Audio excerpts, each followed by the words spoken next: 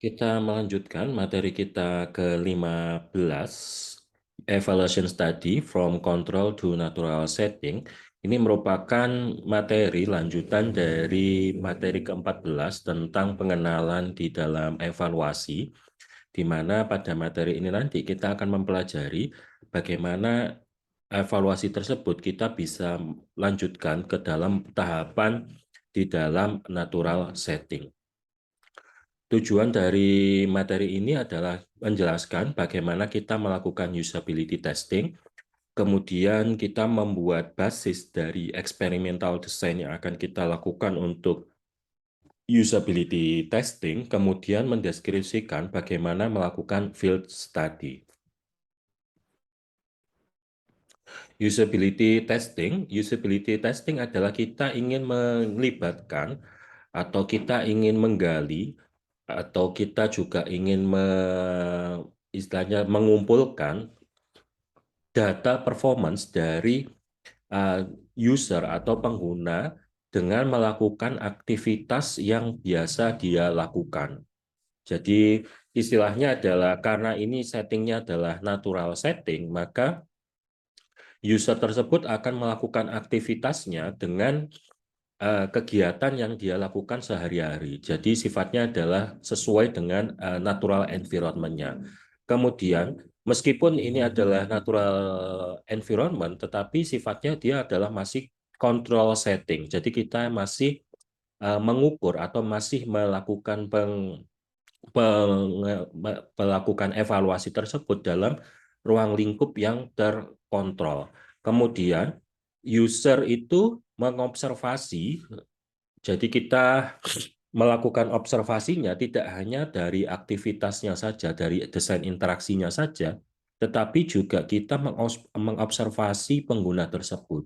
Juga performance dari aplikasi atau dari desain interaksi tersebut, baik dari sisi waktu maupun dari sisi bagaimana emosi dia saat melakukan tersebut. Kemudian, data yang direkam di dalam usability testing biasanya kita rekam dalam video. Dan data tersebut yang akan kita gunakan untuk menentukan apakah nanti ketika dia melakukan proses penggalian tersebut, itu bisa kita evaluasi lebih lanjut dengan data dari video tersebut. Kemudian dari data tersebut kita ingin mengkalkulasi performance dari pengguna tersebut, dari waktu, kemudian error, kemudian problem-problem lain yang mengganggu pada saat proses pengujian tersebut. Kemudian user satisfaction itu dievaluasi menggunakan kuesioner dan interview. Nah, di sini kita menggunakan juga teknik kuantitatif, yaitu di kuesioner dan di interview. Kemudian untuk observasi, mungkin nanti di dalam pengujian ini itu tidak dilakukan dalam konteks bahwa kita mengamati user secara langsung, tetapi kita nanti bisa menggunakan proses observasi tersebut dalam konteks nanti kita adalah mengamati permasalahan yang terjadi di dalam pengujian tersebut. Di dalam quantitative performance measure, menurut Wixon dan Wilson, ada berbagai kriteria kita melakukan performance measurement menggunakan data kuantitatif. Yang pertama adalah angka. Angka ini selalu sukses untuk menunjukkan aktivitas yang dilakukan oleh user dibandingkan merasa puas atau merasa nyaman.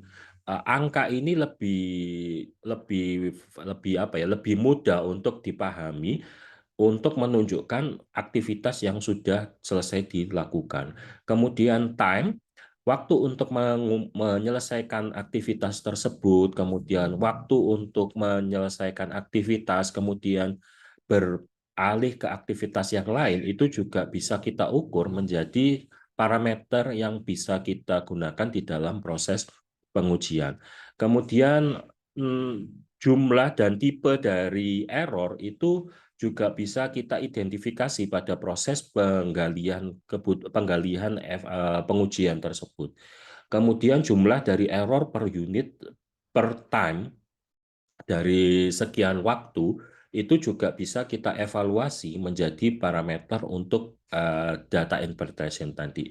Kemudian jumlah dari navigasi yang uh, untuk membantu atau manualnya itu juga bisa kita gunakan. Kemudian jumlah dari kumpulan dari error-error tersebut, kemudian jumlah dari tipe error tersebut, itu juga bisa kita gunakan untuk data kuantitatif untuk mengukur performance dari sebuah desain interaksi.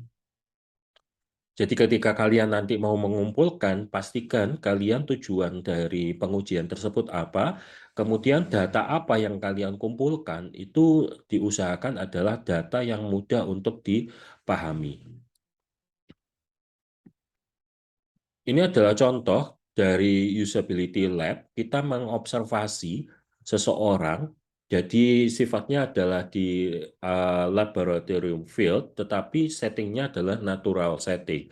Jadi ada user dan asisten, dia sedang menggunakan komputer, kemudian kita mengobservasi apakah dari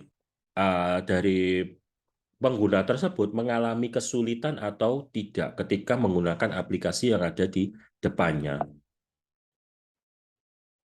Ini juga bisa kita gunakan. Ini punyanya Tobii Glasses.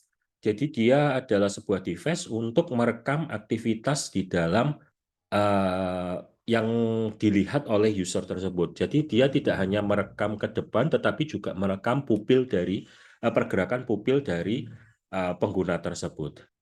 Kemudian juga kita bisa menggunakan portable equipment untuk research. Jadi kita bisa yang kalau kalian lihat di sini adalah tabletnya, kemudian dari sini adalah merekam aktivitas yang dilakukan oleh user tersebut.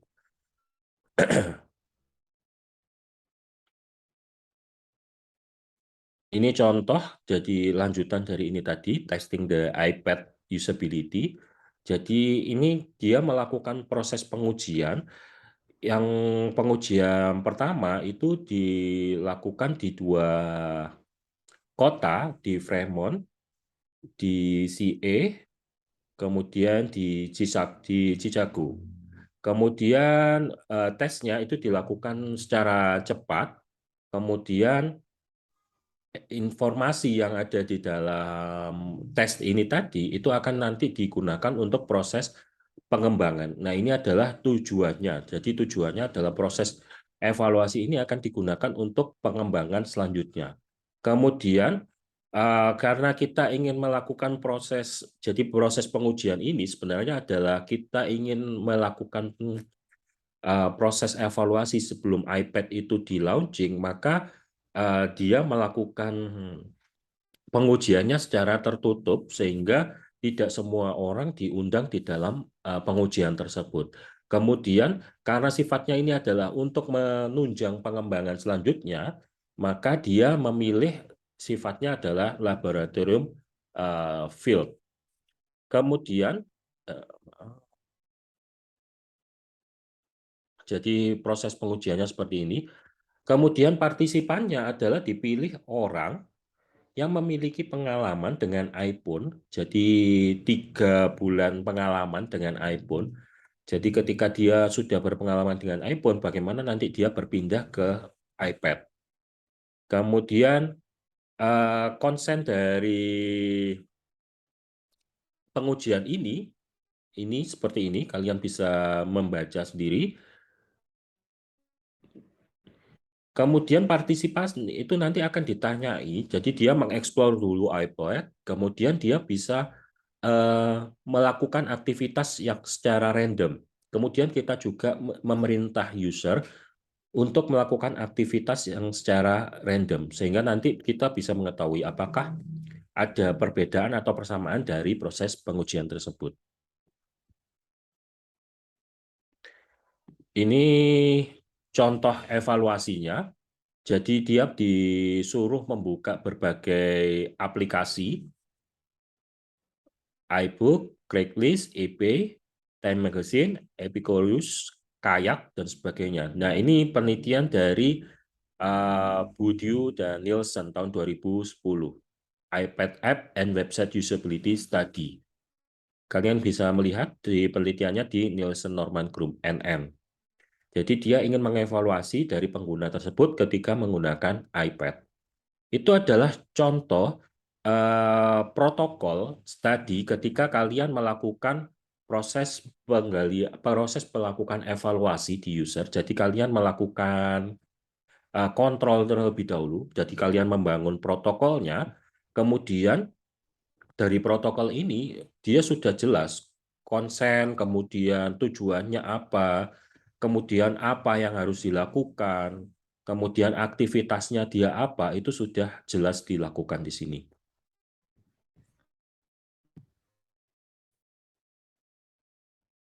Ketika didapatkan hasil seperti ini, jadi ini websitenya, kemudian di aktivitasnya, kemudian pada saat pengujian, ternyata ditemukan ada berbagai permasalahan. Misal, accessing the web was difficult. Jadi ketika mengakses web itu sangat sulit. Kemudian lack of affordance and feedback, getting lost in an application, knowing where to tap. Nah, ini adalah hasil yang kita dapatkan ketika kita melakukan proses evaluasi tersebut. Jadi kita melakukan proses evaluasi tadi itu, kita eh, merekam seluruh permasalahan yang terjadi di dalam pengujian tersebut. Kemudian, action yang dilakukan oleh evaluator adalah melaporkan permasalahan tersebut kepada developer. Ini yang harus kita lakukan ketika kita melakukan proses pengujian. Jadi, data tersebut kita sampaikan kepada developer. Nah, kalau di sini juga data tersebut disediakan publik di NN, di Nielsen Norman Group. Jadi nanti kalian bisa membaca bagaimana melakukan proses pengujian tersebut. Kemudian di accessibility, jadi kalau kan tadi menguji berbagai website dan apps di dalam iPad, itu datanya kalau bisa accessibility itu untuk semua user. Jadi tidak hanya kepada si pengguna saja, tetapi juga developer, kemudian kepada khalayak umum, agar nanti isu ini itu bisa digunakan untuk pengembangan aplikasi selanjutnya. Selanjutnya adalah usability testing condition. Di usability testing, itu kita bisa menentukan pengujiannya dalam kondisi lab field ataupun natural field. Tetapi pada umumnya usability testing itu dilakukan pada lab testing atau control space. Jadi natural setting tetapi dikondisikan environment-nya. Jadi kita memilih user-nya, kemudian kita membangun environment-nya, kemudian kita mengujinya itu sudah tahu siapa usernya, kemudian dia latar belakangnya seperti apa, itu kita sudah mengetahuinya.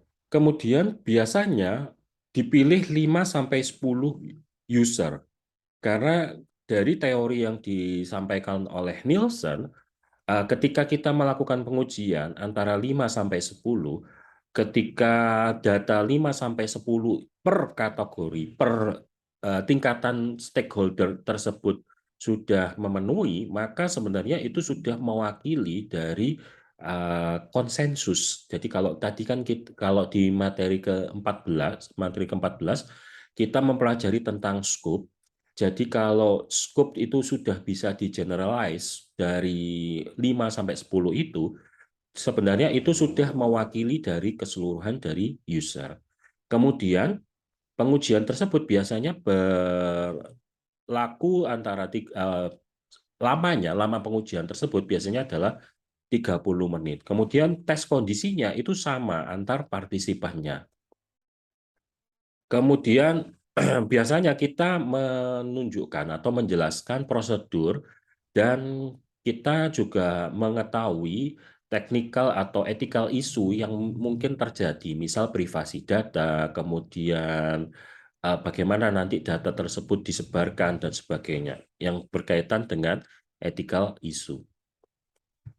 Berapa jumlah partisipan untuk sebuah user testing? Nah, ini sebenarnya masih tergantung dari metode yang digunakan. Jadi bisa kita menggunakan teorinya Nielsen atau kita menggunakan teori statistik untuk melakukan pengujian. Jadi berdasarkan error margin yang kita tentukan, kemudian kita menentukan samplingnya. Kemudian juga ditentukan schedule untuk testing tersebut, ketersediaan dari partisipan, kemudian biaya untuk melakukan pengujian tersebut. Nah, ini memang eh, banyak parameternya untuk menentukan berapa user yang harus terlibat di dalam pengujian kita. Kemudian di usability testing and experiments, usability testing itu biasanya adalah bentuknya adalah experiments. Jadi kita ingin melakukan pengujian dengan mengetahui atau ada tujuan, ada goal tertentu yang kita setting sehingga sesuai dengan kebutuhan dari user tersebut. Kemudian developer itu mengecek bahwa sistem itu usable dan siap digunakan oleh kumpulan dari user tersebut. Jadi ketika kita ingin mengumpulkan data dari evaluasi tersebut, kita bisa mengetahui performance dan apa saja aktivitas yang dilakukan oleh user tersebut. Kemudian eksperimen tersebut biasanya diawali dengan sebuah hipotesis. Jadi kita ingin menguji ada goal-nya, kemudian ada hipotesis yang kita buat untuk melakukan pengujian tersebut. Tujuannya adalah dengan membuat sebuah hipotesis tersebut, kita mengetahui bahwa goal dari pengujian tersebut itu terwakili dari hipotesis tersebut. Kemudian ini adalah usability testing and research. Jadi ada perbedaan antara usability testing dan usability untuk experiments untuk research. Kalau usability testing itu tujuannya adalah mengimprove produk, kemudian partisipannya biasanya lebih sedikit, kemudian resultnya atau hasilnya itu menginformasikan desainnya itu seperti apa, problem-problemnya, kemudian aktivitas apa saja yang dilakukan. Kemudian biasanya tidak, istilahnya adalah tidak bisa diulang karena biasanya spesifik kondisinya. Kemudian kondisinya itu dikontrol sebisa mungkin dikontrol. Kemudian prosedurnya itu direncanakan. Kemudian hasilnya itu disampaikan kepada developer. Sedangkan kalau usability untuk research itu biasanya kita mengetahui teorinya, kemudian kita membangun hipotesisnya, kemudian goal sebenarnya sama antara usability testing dan experiments, ada goal-nya, tetapi kalau di dalam experiments kita biasanya hipotesisnya itu berdasarkan ilmu pengetahuan. Jadi dari riset terdahulu atau dari literatur-literatur. Kemudian partisipannya lebih banyak dibandingkan usability testing. Kemudian hasilnya itu divalidasi berdasarkan statistikal, kemudian harus bisa diulang, kemudian kondisinya sangat terkontrol dibandingkan dengan usability testing. Kalau di usability testing biasanya kondisinya itu terkontrol, tetapi biasanya karena kita ingin melihat random activity, maka biasanya kondisi tersebut bisa bisa kita biarkan untuk mengetahui random activity.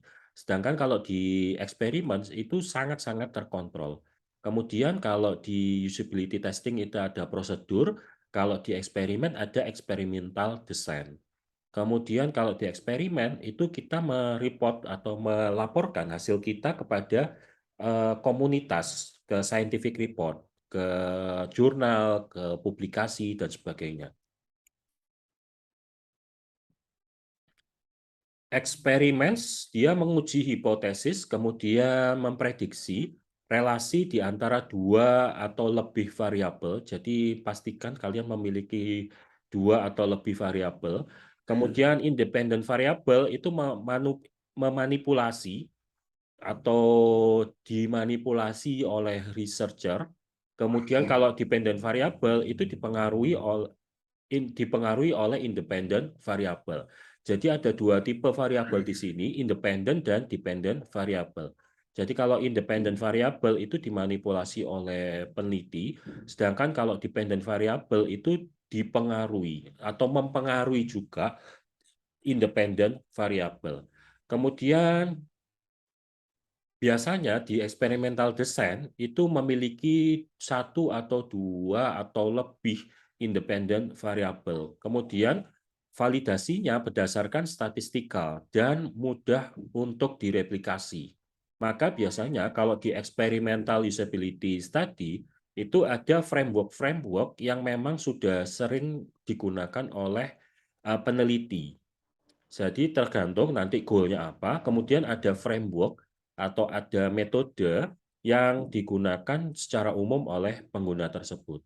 Kemudian di experimental design, itu biasanya ketika kita berbeda partisipan, maka akan berbeda juga eh, hasil dari pengujian tersebut, baik dari subjeknya maupun objeknya. Kemudian single group dari partisipan itu dialokasikan. Jadi kita akan menentukan populasinya terlebih dahulu, kemudian nanti kita menentukan samplingnya.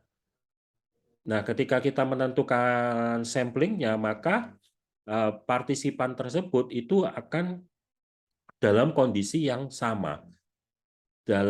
Jadi kalau populasi itu adalah kumpulan dari user dalam skala besar, maka sampling itu adalah kita pilih user tersebut dengan kondisi yang sama dengan populasi tersebut. Jadi mewakili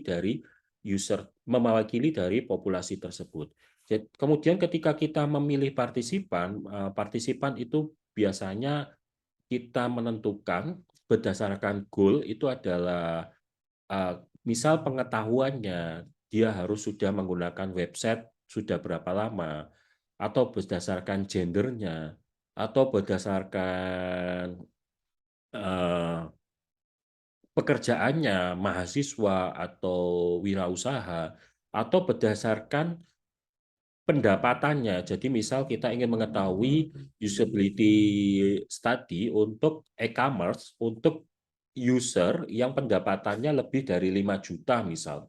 Apakah ada perbedaan dengan pendapatan yang di bawah 5 juta? Itu juga bisa dilakukan dalam experimental design.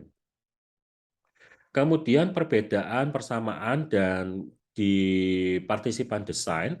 Jadi kalau di desain ada kelebihan dan kekurangannya. Jadi kalau kita melakukan perbedaan di dalam pemilihan partisipan desain tadi, maka tidak ada efek yang sifatnya adalah kita harus mengurutkan atau menyamakan hasil di dalam proses di desain tersebut.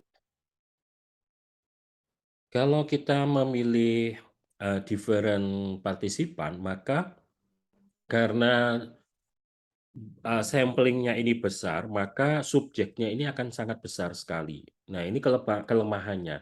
Tetapi karena ini subjeknya sangat besar, maka sebenarnya tidak ada efek dari pengujian tersebut, karena memang itu adalah natural settingnya. Tetapi kelemahannya adalah karena ini subjeknya sangat banyak, maka ini akan ada perbedaan individu yang ada di dalam proses pengujian tersebut. Kemudian kalau desainnya adalah sama, jadi sama di sini adalah sama itu adalah semua partisipan itu dalam kondisi yang sama, maka ini tidak ada perbedaan di dalam individu tersebut, berbeda dengan yang different tadi. Kemudian kalau tidak ada perbedaan, maka sebenarnya tidak ada masalah yang akan terjadi. Tetapi akan menjadi counterbalance ketika kita ingin mengetahui sebenarnya di dalam populasi atau di dalam sampling tersebut, karena kita mengambil sampling, kita tidak bisa mengetahui apa efeknya ketika terjadi suatu permasalahan kepada environment yang lain, sehingga kita harus melakukan pengujian pada beberapa environment. Kalau match, jadi kalau match dalam kondisi yang hampir sama, misal kesamaan dalam expertise, kesamaan dalam gender, seperti yang saya sampaikan, misal dengan gaji 5 juta dan sebagainya, maka kita mendapatkan partisipan yang eh, sama dalam kondisi tertentu, tetapi ketika ini kita pakai dalam kondisi berbeda, maka hasilnya juga pasti akan berbeda. Atau paling tidak, kita tidak bisa meyakinkan bahwa hasil tersebut itu bisa digunakan untuk eh, pada kondisi yang berbeda. Sebagai contoh, misal tadi saya sampaikan, misal kita ingin menguji usability-nya untuk eh, mahasiswa, misal dengan pendapatan, jadi misal ini mahasiswa yang sudah bekerja dengan pendapatan lebih dari 5 juta, tapi kurang dari 10 juta, dan mahasiswa yang pendapatannya antara 1 sampai 4 juta, misal. Nah, dalam setting ini, maka tidak bisa digunakan untuk mahasiswa yang belum bekerja atau pekerja tapi dengan pendapatan lebih dari 10 juta, seperti itu. Nah, itu menjadi permasalahan. Kemudian selanjutnya adalah field study. Field study ini adalah kita ingin melakukan pengujian di dalam natural setting. Istilahnya adalah in the wild, tapi di dalam prototype yang lingkupnya adalah kecil, lebih terkontrol. Tujuannya adalah untuk mencari apa yang dilakukan oleh user atau apa aktivitasnya, kemudian apa masalahnya dalam ruang lingkup yang natural, tapi dalam proses yang terkontrol. Kemudian di dalam field study itu sendiri, itu biasanya kita gunakan untuk memperkenalkan sebuah teknologi baru, kemudian mengidentifikasi apakah teknologi tersebut bisa diterima atau tidak. Kemudian kita juga bisa mengevaluasi masalah-masalah, kemudian random task yang dilakukan oleh user tersebut. Ini ada beberapa contoh monitoring device untuk field study. Jadi di sini kita ambil satu monitoring device yaitu PaintPad. Jadi PaintPad ini adalah sebuah device yang digunakan untuk mengukur seberapa eh, kesakitan atau seberapa perasaan pain atau perasaan sakit atau perasaan pusing atau perasaan mual atau perasaan yang tidak enak yang diterima oleh user tersebut ketika melakukan operasi. Jadi ini kita akan mengetahui ketika user tersebut melakukan operasi, mereka menekan sebuah device seperti ini. Nah, ini sebagai self-logging device. Jadi ketika operasi itu dia menekan skalanya 1, 2, 3, 4, 5, 6, 7, 8, 9, 10 sampai dan skala 0.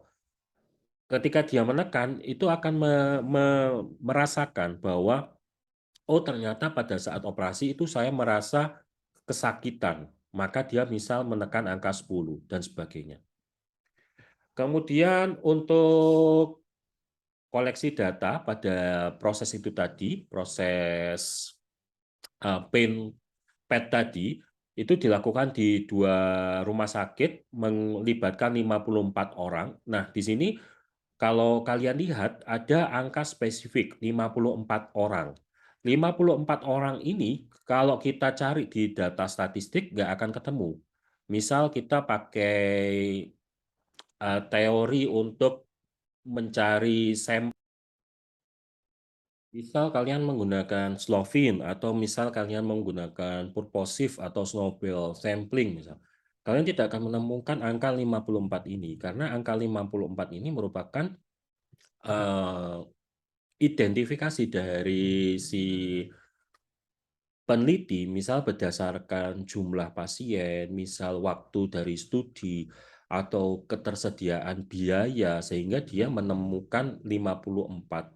Atau juga misal jenis operasi yang bisa melibatkan pain pad sehingga ditemukan 54 orang. Kemudian angka 13 dan 41 ini adalah hasil statistik dari 54 orang tersebut. Kemudian privasi ini menjadi concern pada saat usability testing. Kemudian dilakukan 1-7 hari. Kemudian range rata-rata umurnya 64,6 tahun dan mediannya 64,5 tahun. Kemudian pasien itu diberikan pen pad setelah operasi.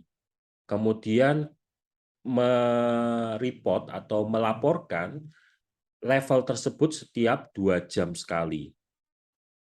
Kemudian perawat itu juga mendapatkan hasil dari skor tersebut, kemudian semua data dikumpulkan dalam sebuah chart, kemudian dikumpulkan pen pad itu di dalam sebuah Likert scale 1-5. Jadi dikumpulkan tadi yang 0 mulai 0 sampai 10 itu dikumpulkan dalam 1-5.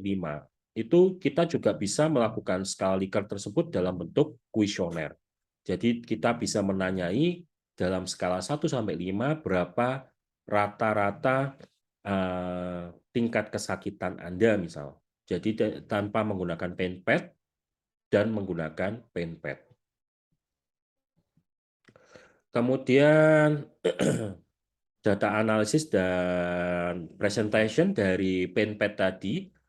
3 tipe data yang dikoleksi dari pen pad. Yang pertama adalah satisfaction with pen pad dari responden kuesioner tadi, jadi 54. Jadi kan tadi yang mengumpulkan ada data dari pen pad, kemudian satisfaction terhadap pen pad tersebut dalam skala Likert 1-5. Kemudian patient complaint dari 2 jam. Kemudian data dari pen pad tersebut dibandingkan dengan data yang dikoleksi oleh perawat tersebut. Nah, ini adalah satisfaction-nya terhadap pen pad 4,63. Kemudian patient complaints itu dikumpulkan dari data, itu malah mereka itu tidak memperhatikan atau tidak menyukai dari pen pad tersebut, dan mereka tidak, istilahnya adalah tidak suka terhadap prompt tersebut atau tidak memperdulikan terhadap pen pad tersebut. Kemudian pasien, data record yang di pasien itu lebih banyak skornya daripada pen pad daripada di perawat. Saya ralat di sini, pasien itu ada yang menyukai, tetapi ada juga yang tidak menyukai atau tidak memperdulikan dari prompt tersebut.